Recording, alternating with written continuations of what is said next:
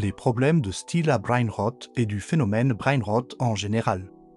Depuis quelque temps, style à brainrot est devenu un symbole parfait des dérives du contenu dit brainrot, notamment sur des plateformes comme Roblox, TikTok ou YouTube. Derrière son apparence simple, colorée et amusante, ce type de jeu révèle en réalité de nombreux problèmes, aussi bien pour les joueurs que pour la création de contenu numérique en général.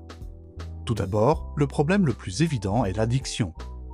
Style à brainrot repose sur des mécaniques extrêmement répétitives, voler, accumuler, recommencer. Ces actions simples stimulent le cerveau de manière rapide et constante, sans demander de réflexion réelle. Le joueur est récompensé immédiatement, ce qui crée une boucle addictive.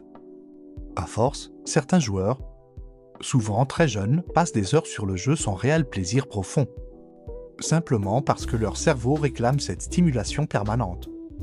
Cela favorise une consommation passive du jeu, où l'on joue sans même se souvenir pourquoi on a commencé.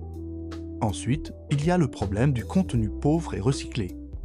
Style à brainrot, comme beaucoup de jeux brainrot, n'apporte aucune réelle innovation. Les mécaniques sont souvent copiées sur d'autres jeux populaires, parfois presque à l'identique.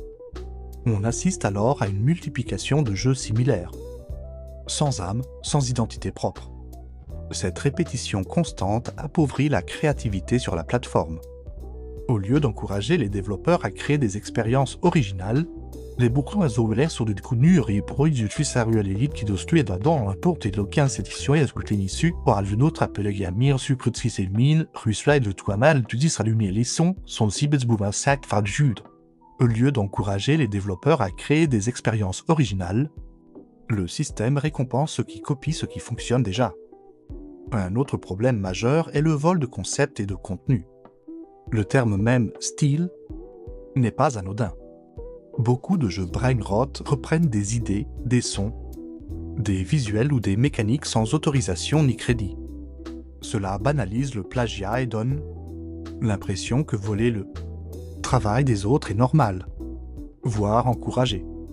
À long terme, cela décourage les créateurs honnêtes qui passent du temps à développer des projets uniques, mais qui sont noyés sous une masse de copies rapides et opportunistes.